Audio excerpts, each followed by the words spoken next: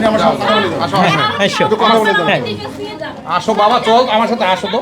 আমার গাড়ি দর্শক দেখতে পাচ্ছেন সেনাবাহিনী এবং প্রশাসনের এই যে দায়িত্ব নেওয়ার পরেই কিন্তু যারা এই বিক্ষোভ কর্মসূচি পালন করছিলেন তাদেরকে বলা হয়েছে যে সুষ্ঠু তদন্তের মাধ্যমেই বিষয়টা খতিয়ে দেখা হবে।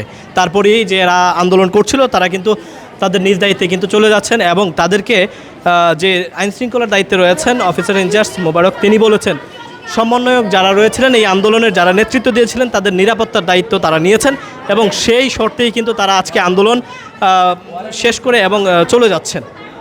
আচ্ছা, আমি একটু কথা বলতে চাই আপনাদের সাথে। আজকে যে বিষয়টা আপনারা আইন শৃঙ্খলা বাহিনী যে বিষয়টা বললো সেই বিষয়টা কিভাবে দেখছেন আপনারা? আমরা এখন এটা স্থগিত রাখতেছি, আমরা ওনাদের সাথে কথা বলে পরে আবার আন্দোলন যাব।